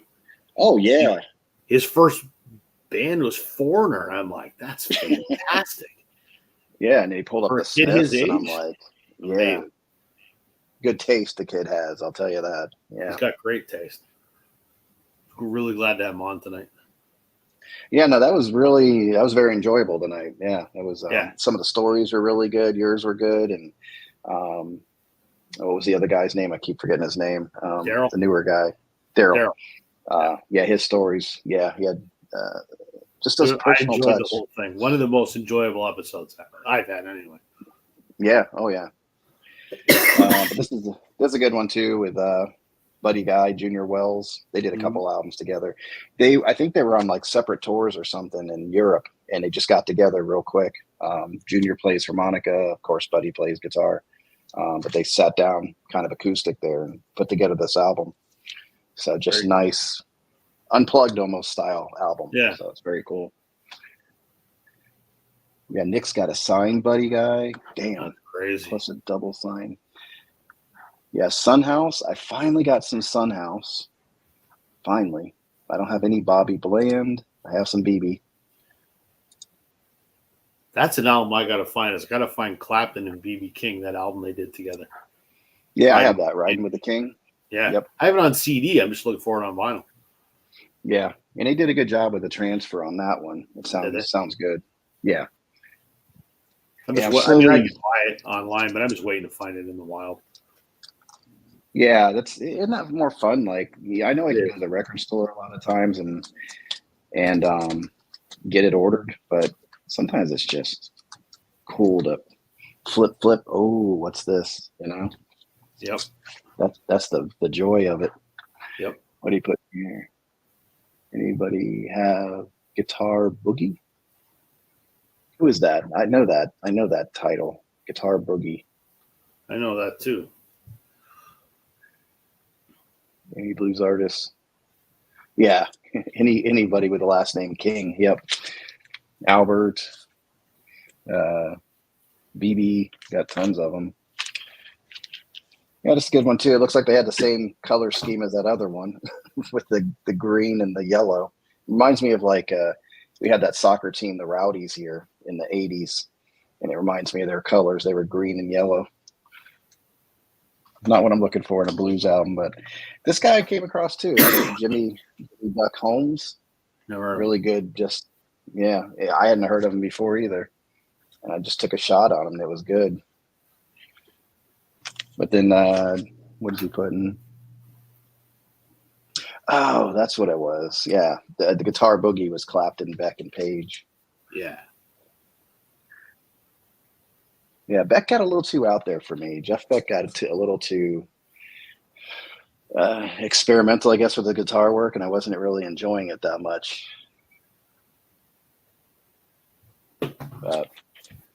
And of course, I'm keeping all my John Lee Hookers. Burnin', great blues album. What blues albums do you have? Like Blues Breakers and stuff? Yeah, John Mayall and the Blues Breakers, and then the early like Peter Green, Fleetwood Mac, British blues kind of stuff, and the early Chicken Shack records, which are also sort of British blues, and then I've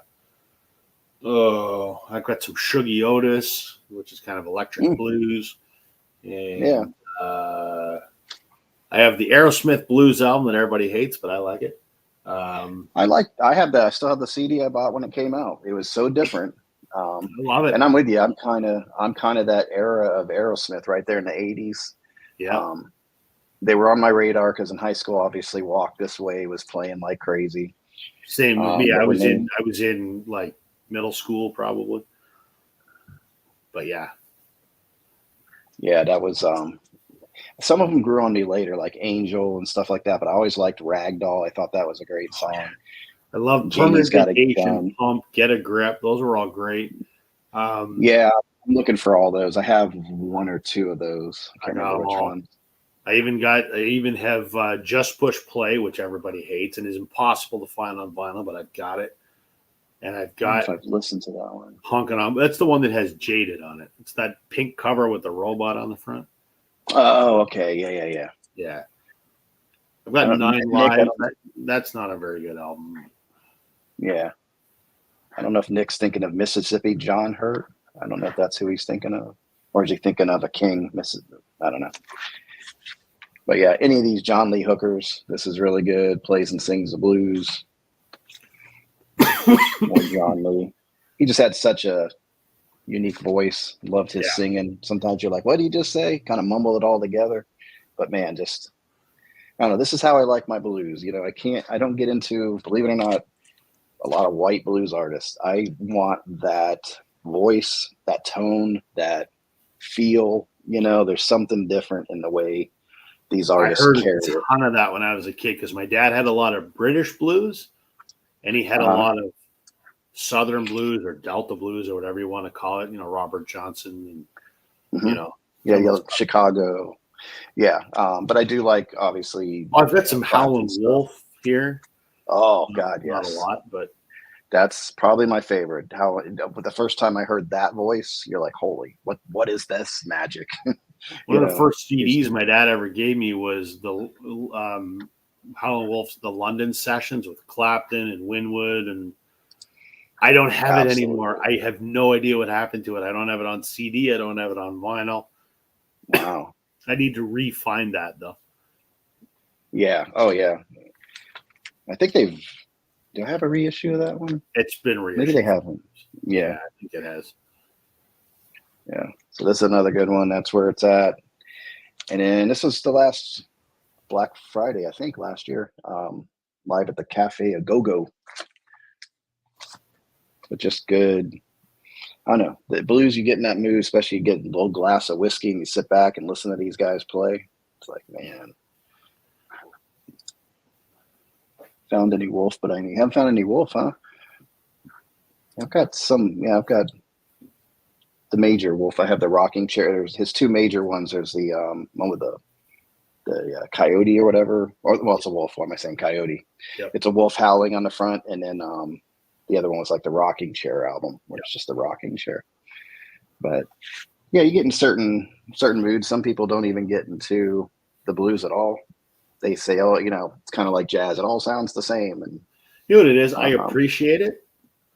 Mm-hmm. But when I'm at a record store, it's not something I think about looking. Or if I'm at a record show, I never think about, well, let me look in the blues bin because I just don't think about it. There's too many other things I'm looking for. And I probably should because like I said, I grew up listening to a lot of blues. Do I know what 90% of it was? Not a clue. But right. I just that might be neat. Getting back into it, you might come across some of those and go, oh wow, I remember that one, And there's a Lightning Hopkins. Mm-hmm. Yeah, bring me my shotgun. That's a good one. And just some of the subject matter too. Some of the clever lyrics, some of the things they come up with, and the one that blew me away was like what's his name? I brought it up last time. The one that Nirvana covered, Where Did You Sleep Last Night? Oh yeah. Leadbelly. Leadbelly, yeah. Huddy Leadbetter or whatever. He because he has that line in there about like a head on the seat of the pickup truck, and you're like, what the but he sings it like it's not a big deal. It's just what happened. Yep. You're like, what the hell? So there's the Sun House. I saw this come along and I grabbed that. I don't see a lot of Sun House, and if I do, it's kind of not in great shape. Yeah. But yeah, raw Delta blues. And there's the Mississippi John Hurt I mentioned. Yeah, it's like, that's why I like jazz albums too, but some of these pictures, it's like there's a history there with that guy, Sure. Yeah, it's just cool.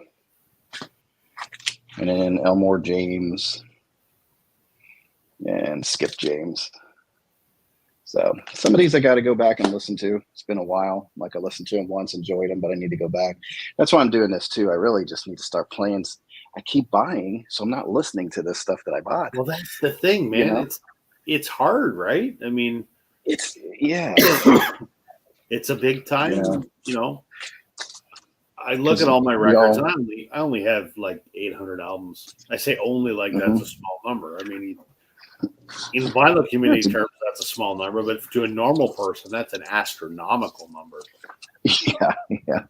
But I I love told you my, everything that I have, but Mhm. just the sheer time it would take to listen to everything, I can't get through my whole collection in a year because unfortunately I don't have 2 hours every day to sit down and listen to music.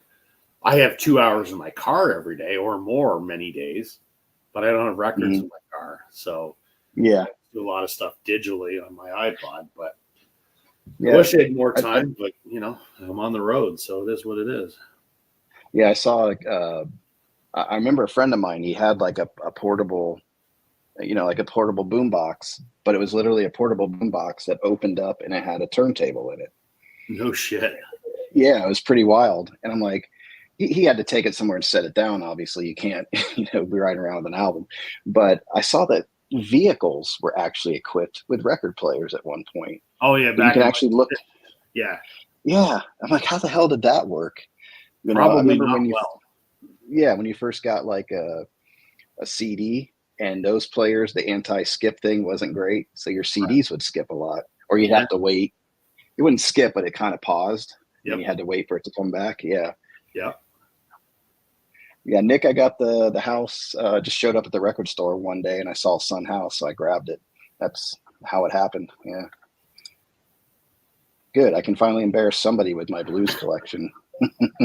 Usually, people have. I just embarrass people for other reasons. Yeah, It's usually there's because they know a me, they're embarrassed. there was another guy too. He's up in Canada too. He did mostly just blues, but I haven't seen him for a while. I know the guy. I can't remember the guy's name, but I think I was on a thing with him once. Kind of thin guy, wore the hat. Yeah. I think he wears Yeah. glasses. Yeah. I don't see him much, but I enjoyed watching his because he did nice deep dive into the blues and had the history. Um, I have like a couple books here that I need to read. I even just so I can get more acquainted with jazz. I even got Jazz for Dummies. Nice. Nice. Has a CD and everything. So You're more I dedicated never. than me. I'm not gonna put work into discovering new music. I'm just gonna listen to. That's too much work. Yeah. Man. Well, there's like jazz is one that's really interesting me, and it's like I really want to know more about it. And the more I've listened to a couple audiobooks of people explaining jazz, and I get it's big improv and things like that, and it does fascinate me how they know these songs, these instrumental songs, and they can go play it live and nail it. It's fascinating to me how they do that. So I just want to learn a little bit more about it, so I have an understanding of what they're doing. Because there's some things I've learned, and I go back and listen to an album. I go, oh, okay, holy crap, that's cool. Let's see. Yep. Rob, that's half my full collection. Never enough time to listen. Yeah. And put a TT at work. What is that? Turntable. Oh, okay. There we go. You could be my interpreter here. Nice grab. Not sure how much. That's the only time I have to listen to music is on the days when I'm working at home, which is 1 or 2 days a week. I'll listen to records all day while I'm working because this is also my office. But yeah, it's definitely one of, and that's what we enjoy about it too. I think it makes you sit down and really listen. Right. Yeah. In the car, it's cool because that's when it's more like the soundtrack of your life. Right. I've been going through and re-sleeving all my records and putting new inner sleeves and everything from vinylstoragesolutions.ca, by the way. There you go. Using promo code Northern 10. Just saying. You forgot. Joe didn't hook you up on that tonight. Usually he's no, right he there. didn't. Exactly. I made a shit ton of commissions off of that, which is pretty crazy.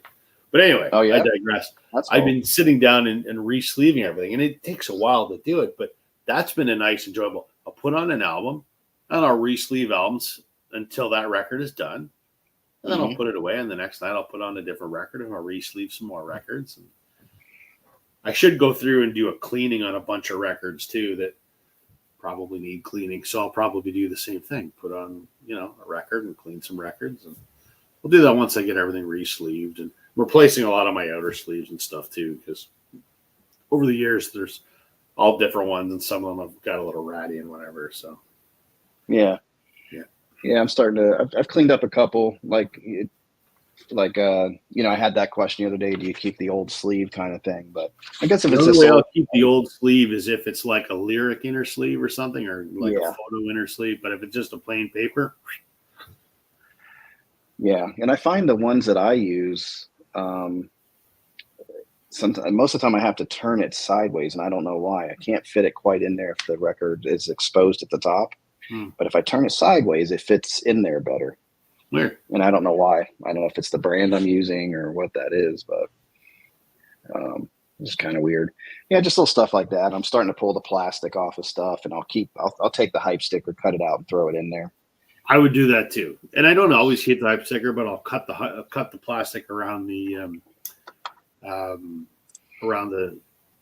hype sticker, and I'll stick the hype sticker in. But I don't keep anything in shrink. Fuck that. Yeah, I kind of thought it was a neat thing in the beginning. It's funny how your styles change of collecting. Grip it and rip it, I like to say. Huh? I say grip it and rip it. Whoosh. Yeah.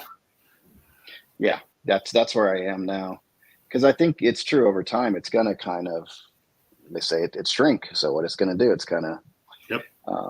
Well, the other thing too is I just find if it's still in the shrink, I can't enjoy the record. I want to, especially if it's a gatefold, I want to be able to open the damn thing. Oh yeah, gatefolds. There's no question. Those the shrink. Oh, goes but I know away. lots of people that have gatefolds and they just razor blade and take Really? rip the fucking shrink off. No, the yeah, damn record. not on the gatefold. You gotta. That's the I beauty. know, but there are You gotta people that open it don't. up. Yeah, you gotta open it up and see Michael Jackson with that little tiger on his lap. You gotta have Right. that. Exactly, I agree. Improv and drugs for many. Yeah, he's talking about jazz.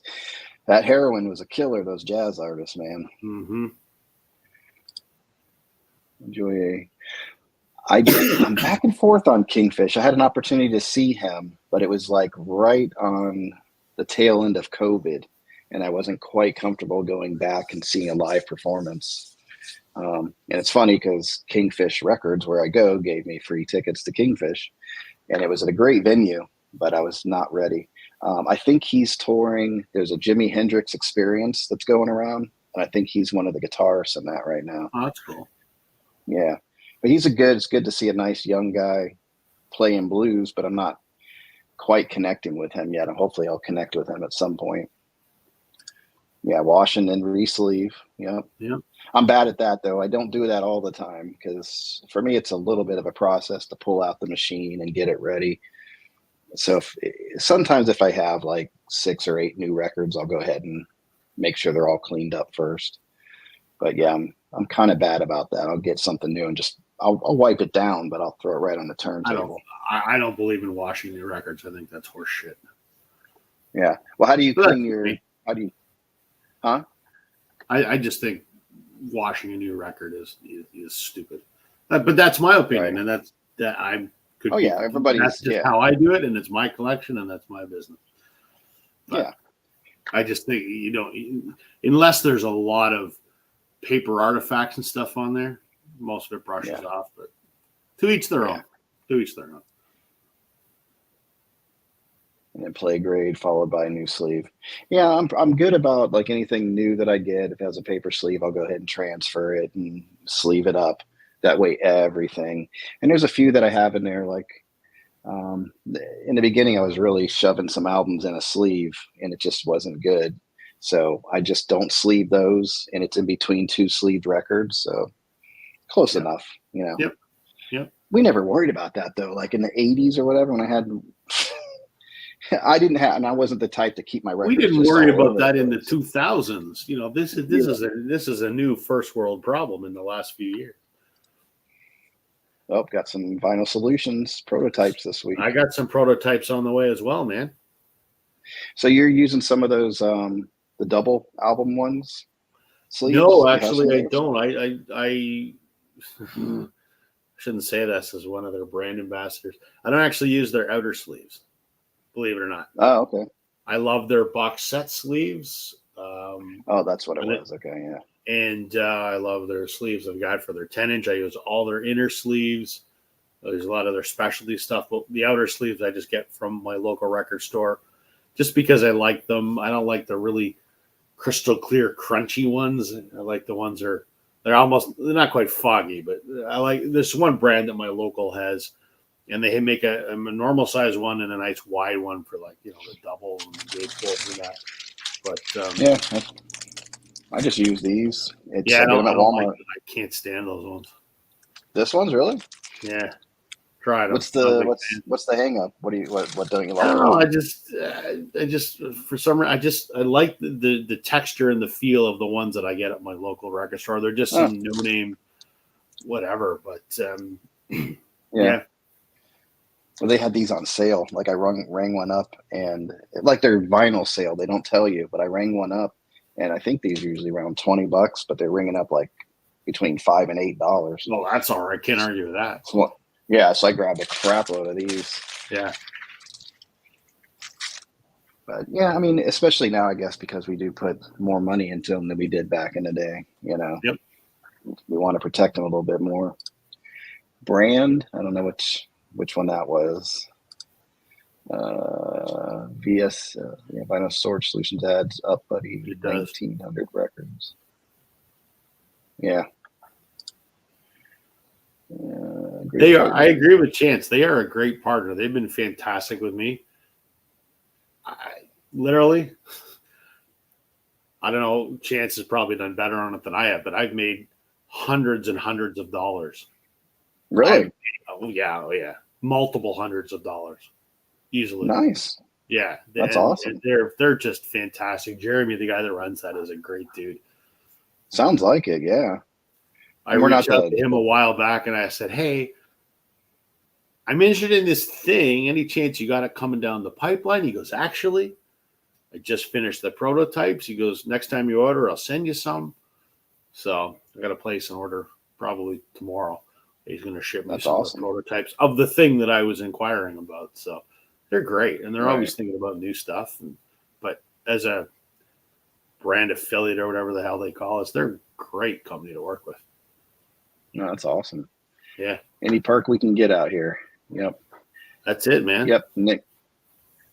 Well, good night, Nick. Yeah, everybody's good.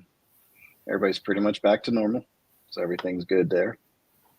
Good to see Nick too. I haven't talked to him in a while. He used to be my walk and talk buddy out there. Yeah, used to talk a lot. I'm talking to Nick and ages. Might get back to that because it was 70 degrees in Florida all day. Just rub it in. So man. Nice. Just rub it in. It's so freaking nice. But we're not going to get a lot of that, so I'm going to brag about it when I can. Because fair enough. it was nice because I had like I don't know 30 bags of 50-pound bags of playground sand that we used. I had to tote it from the front to the back all day today. So it was kind of nice not to even break a sweat while working today. So that was nice. Sure, yeah, no doubt. No doubt. Pressing plants are not clean areas. No, it doesn't seem like it. But he has big bucks. Mr. Podcast. Hate to see their employee bath restrooms.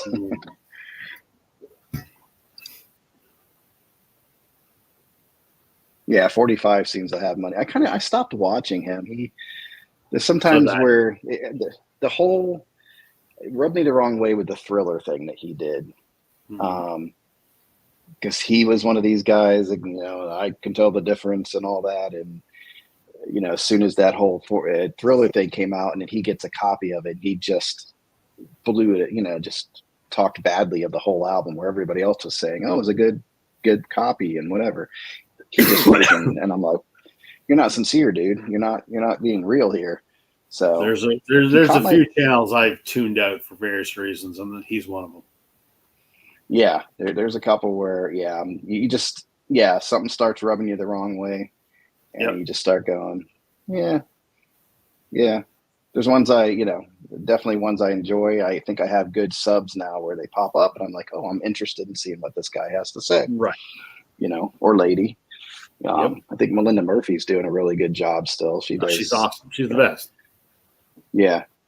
Her enthusiasm is just, amazing. But then she's not afraid to get personal. Yeah. The what? Someone that loves the hobby. Oh, yeah. Get a jacket yet? Are you? Just rub it in, man. No, I didn't get a fucking jacket.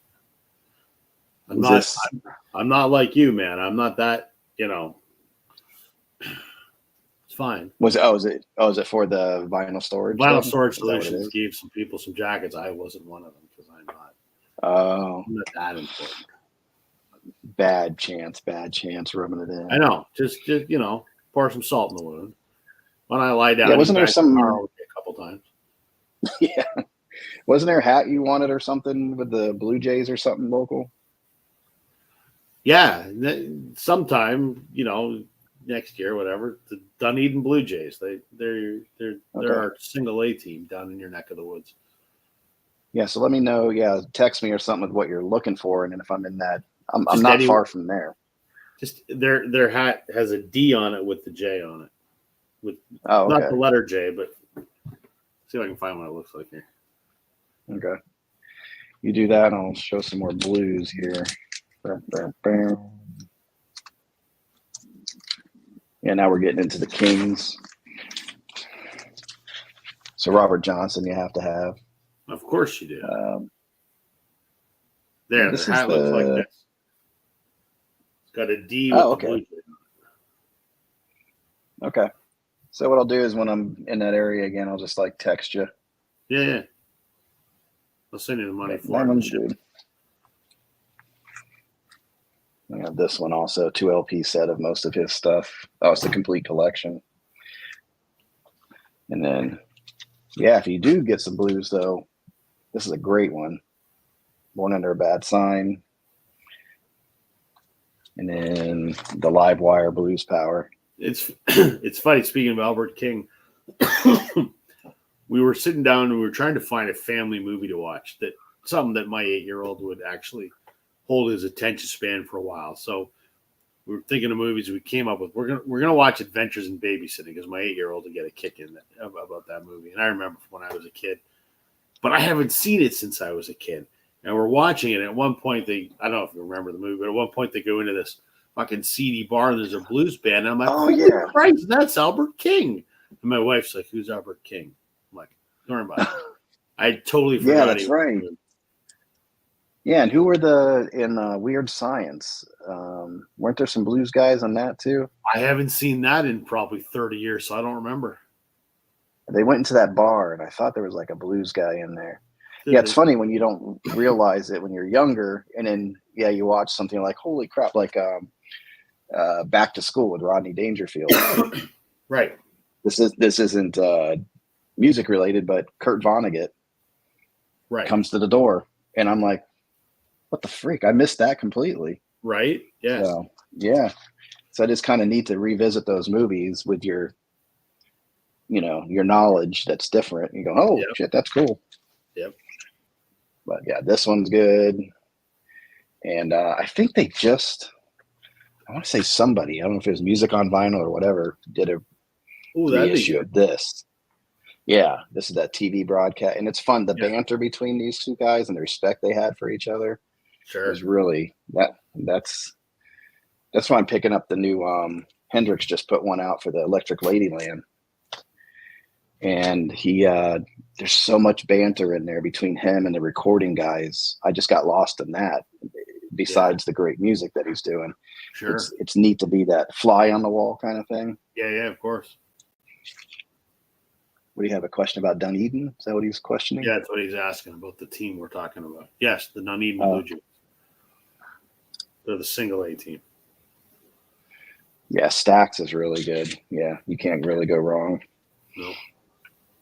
And then, of course, some really early BB. I love BB King. Yeah, you'll be more interested. Once we get past this, then we're getting into I call it my rock and pop section. So that's where it's going to get a little more your area. Well, But blues isn't so bad for you. sure. I'm gonna have to sign off because it's midnight and Yeah, I got to clean up all my records from my show earlier and wind down and watch a yeah, little no, TV, and then I got to get up for work in the morning. So no, I appreciate you coming up. I think I might even just stop it here, just finish up the blues tomorrow. there you go. Yeah, Well, if you're just up do that. tomorrow when I'm around, I'll join you again. Yeah, I'll be doing this probably 10:30, 11 tomorrow night. I'm going to try to do it every night because this is going to be my hurricane therapy, and Yeah. it's helping me get these boxes. This is only box number 4, I think. 3. I'm only in box 3 of 12, so got some work to do. It'll But be a while, man. I don't mind. Yeah, I don't mind stopping and chatting with you guys. So Yeah, very cool. But fun, yeah, man. Thanks, Rob. I appreciate it. And All right, thanks, man. We'll Concert talk Buddy again soon, fans. pal. All right, man. Talk Take care. again soon. All right, man. Have a good night. Bye. You too. Ciao. Bye. So, okay. Well, maybe I'll show a couple more and then I'm going to hit it. I'll finish up my BB King stuff. Yeah, I don't mind stopping and hanging out with people either. It's cool, obviously. There's some Freddie Kings in here. Chance, if you're still up, you have to let me know what you think. So I'm going to blow through BB here. Live at the Regal. Nope, they're trying to follow up in there. Better than ever.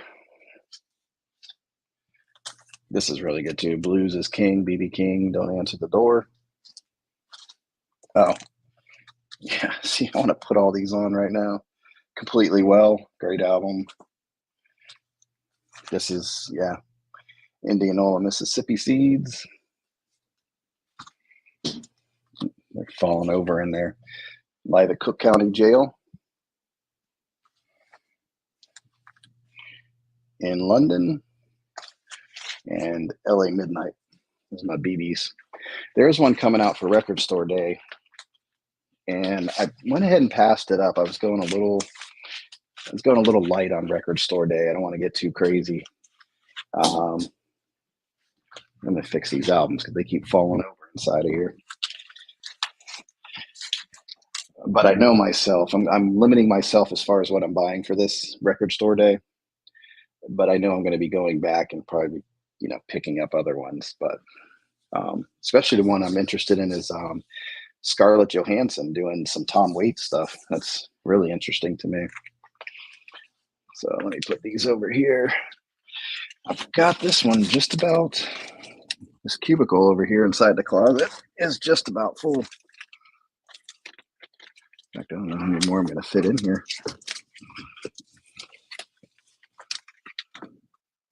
Yeah, that's it. I'll have to show you guys later when you can actually see it.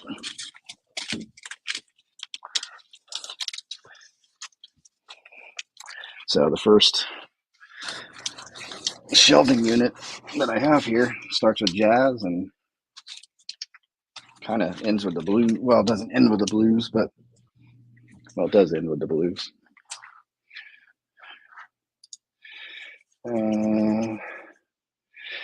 Yeah, there's a BB King on there I was interested in. There was John Lee Hooker one. I already had the album, but they had like 3 extra tracks. But I was like, I'm just going to pass on those. If they're still there, then I'll make a decision then of what I want to do.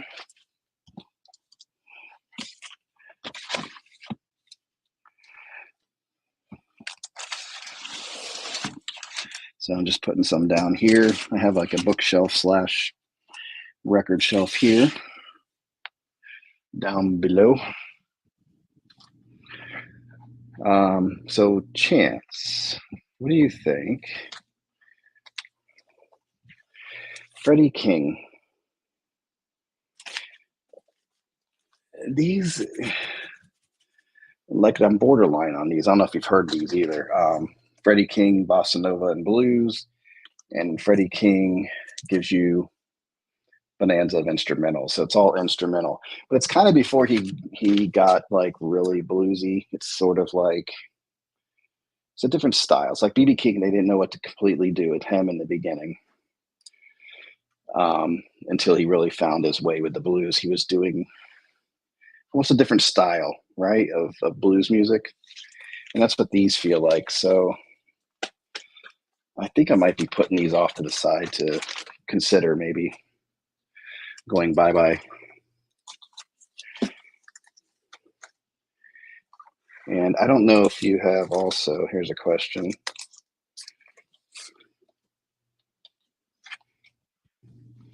I'm going to get rid of this one because this was during the Purple Rain tour and the energy's there. Yeah, that's what I'm doing. I'm trimming a lot of the fat. But I didn't like the way this was recorded. It's a 3 LP set, and it's got a lot of great songs. Let's Go Crazy, Delirious, 1999, Little Red Corvette, Take Me With You. Has a 20-minute version of Purple Rain. But I just didn't like the quality of this one. I don't know if you've heard this one, but I think I'm going to be getting rid of it.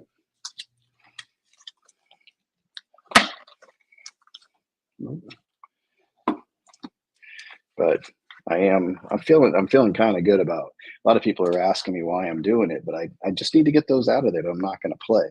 And I'm pretty comfortable with what I pulled out so far.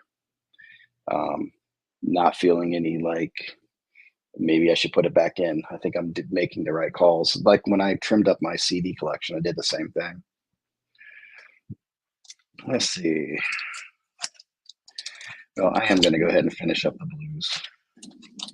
There's not that much left. There is a cool Charlie Patton that's coming out. Hopefully it's recorded well. I'm looking forward to getting a good copy of some of his stuff. But have Lead Belly compilations here. Another Lead Belly. Where Did You Sleep Last Night? This is good quality. It's really well done. Some Furry Lewis, 27 to 28. This one I enjoyed too. Get On Board. It was Taj Mahal and Ry Cooder. Yeah, really, really fun album. And like I said, Charlie Patton. Looking forward to getting the Record Store Day release of his stuff. And Professor Longhair. This is Crawfish Fiesta. So it's an enjoyable one. Haven't heard that. Live albums are hard to run me over, and they're putting out so much Prince stuff. Yeah.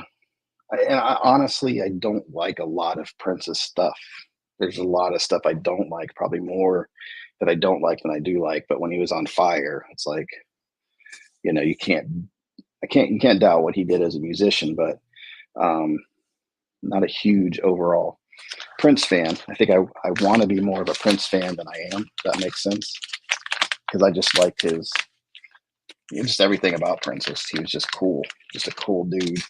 His interviews, all that stuff. He just very confident dude. Yeah, really cool. Yeah, the Lead Belly. Yeah, that is a good one that I have. They did a good job with the recording and all that. Sounds good. Let's see.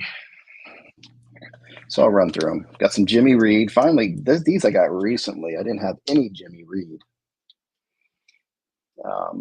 When this is on VJ. Has some snap, crackle, pops, but I kind of like that on some of these blues albums. So I was happy to get that one. And this one at the same time. And this is really good. This is a really good blues album. Then I got, this is a RSD Black Friday, Memphis Slim with the Memphis Horns. It's a good album. I need some better Bessie Smith. This is Empty Bed Blues compilation double album. Got this when I first started getting into albums. But she was another just really good blues artist. And here's a good compilation, a little bit cleaner than that other one. Just Bessie Smith, Rough Guide to the Blues. There's like 12 songs on there.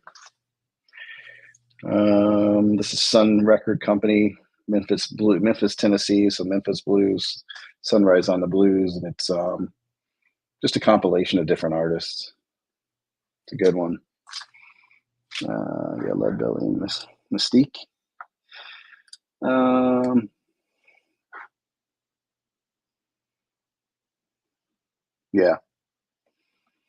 Yeah, and well, I just wish they'd recorded that one a little bit better. I think the energy's there, the songs are there, but it feels like the recording took a second, like a back seat to the way they recorded it. I don't know. because there's a Thin Lizzy that I got that's live, and that was in what, the 70s. Much better recorded and sounding than that one. So anyway, love Big Mama Thornton, Sassy Mama. Yeah, love her stuff. And this was a Black Friday one, and this is really good, of her live. And I think Hound Dog's on here twice or something, but yeah, it was a medley, that's why. But this was a good one. I like her. She's sassy. That's no doubt about that.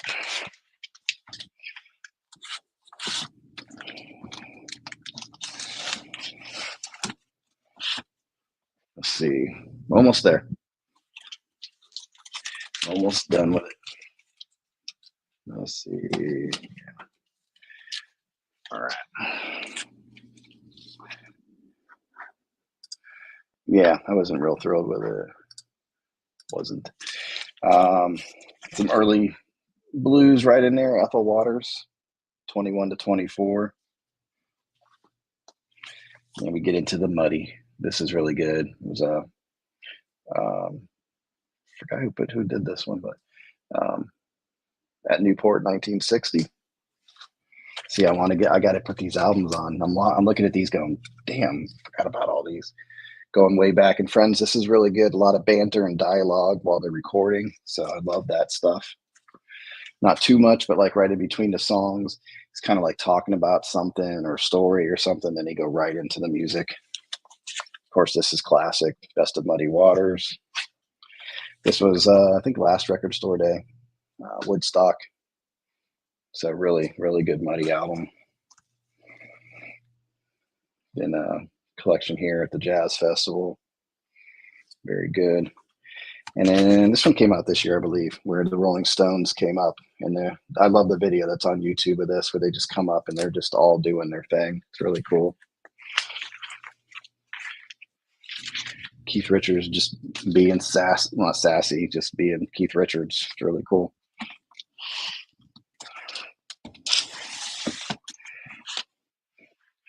All right, so here's the rest of the blues. I'm gonna grab the rest of it right now.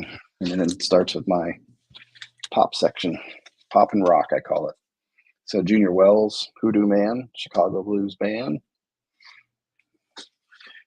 This is the only Sonny I've run across. The real folk blues, but I love some Sonny Boy Williams. And then, yep, Howlin', got that Rockin' Chair album. Then Howlin', the Best of the Sun record sessions. Howlin', Moanin' in the Moonlight, that was the other one I was talking about, with the wolf on the front. This was good. This live in Europe. I believe this is a record. This had to have been a record store day release, I'm pretty sure. But yeah, really good. And then, of course, Howlin', the London sessions, Clapton and all those guys on there. Clapton, Winwood, Bill Wyman. Yeah, excellent. And then this was last record store day too, I think, live and cooking. I don't think I got a copy of this right away, but I was able to find it later on.